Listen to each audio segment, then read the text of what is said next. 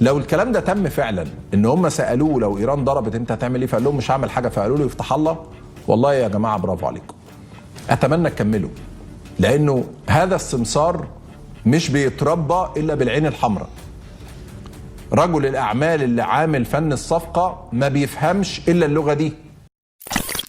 أنا رأيي من رأي أسامة، يعني لماذا يرضى العرب كل هذه الإهانة من المجنون البرتقالي، وأن يضع أمن واستقرار الدول الخليجية على المحك من أجل عيون إسرائيل؟ عدا الإمارات والأردن واللتان كشفت صحيفة وول ستريت جورنال مشاركتهما سرا أو علنا في الحرب.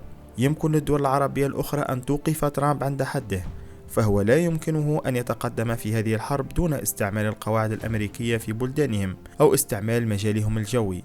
هذا عدا على أن المملكة العربية السعودية يمكن أن تضغط على ترامب بأوراق أخرى مثل النفط من أجل إيقاف هذه الحرب، والتي يمكن أن تحرق المنطقة بكلها. أترككم مع أسامة في تحليله لخطاب ترامب الوقح وعدم اكتراثه بأمن ومصالح الدول العربية.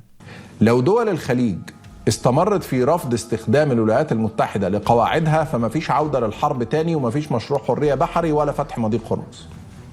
لكن لو دول الخليج رضخت أو تراجعت أو رجعت أو فكرت أو ترددت أو قبلت الطلب الأمريكي بفتح القواعد مرة تانية والمجال الجوي، معنى كده أن الحرب راجعة، معنى كده أن مشروع الحرية راجع. السعوديين وحلفائهم الخليجيين اتكلموا مع مسؤولي إدارة ترامب ومسؤولي الجيش الأمريكي، عبروا لهم عن مخاوف حقيقية من أن هذه العملية شديدة الخطورة، وأنه رد الولايات المتحدة على أي عدوان إيراني مرتبط بالعملية هيكون عامل إزاي. الجانب الأمريكي قال لهم إحنا بنحاول نتوصل لاتفاق سلام، والولايات المتحدة على الأرجح لن ترد على الضربات الإيرانية التي تستهدف البنية التحتية في المنطقة. يعني إيه الكلام ده؟ يعني إحنا ملناش دعوة بيكوا يا باشا، إحنا هنضرب إيران وهنجبرها على فتح المضيق، بس لو أنتوا اتضربتوا إحنا ملناش دعوة بيكوا. يعني ترامب بيقول لدول الخليج إنه راجل ندل، إنه هيبيعهم وفقا للMBC نيوز. إيران هتضربنا، هتضرب قواعد، هتضرب منشآت نفطية. ايه العمل؟ والله مفيش عمل، انا مش هعمل حاجة. يعني ايه مش هتعمل حاجة؟ يعني مش هعمل حاجة. انا محتاج منك تفتح لي المجال الجوي بتاعك، ومحتاج منك تفتح لي القواعد عشان اطلع اضرب ايران الوحشة وافتح المضيق.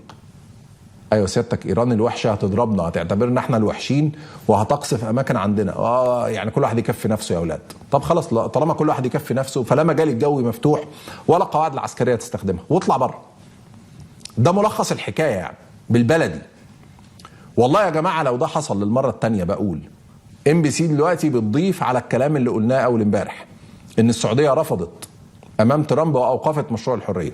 لو الكلام ده تم فعلا، ان هم سالوه لو ايران ضربت انت هتعمل ايه، فقال لهم مش هعمل حاجه، فقالوا له يفتح الله، والله يا جماعه برافو عليكم، اتمنى تكملوا، لانه هذا السمسار مش بيتربى الا بالعين الحمراء.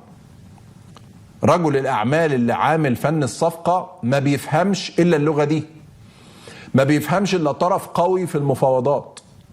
هتقعد تقول له فخامة الرئيس اديك تريليون اديك 2، هيقول لك هات 6 وهعمل اللي انا عايزه. هتقول له ما عنديش ولا سنت تاخده واطلع بره من هنا غير لما تعمل اللي انا عايزه، هيقول لك شبيك لبيك ترامب بين ايديك، اؤمر بس قول لي انت عايز ايه. وقف حرب، وقف حرب، وقف مشروع حريه، وقف مشروع حريه. والكلام هنا مش عن المملكه العربيه السعوديه، الكلام عن كل دول الخليج ما عدا حكام ابو ظبي، لانه يعني جماعه دول خلاص ما فيش فيهم رجع.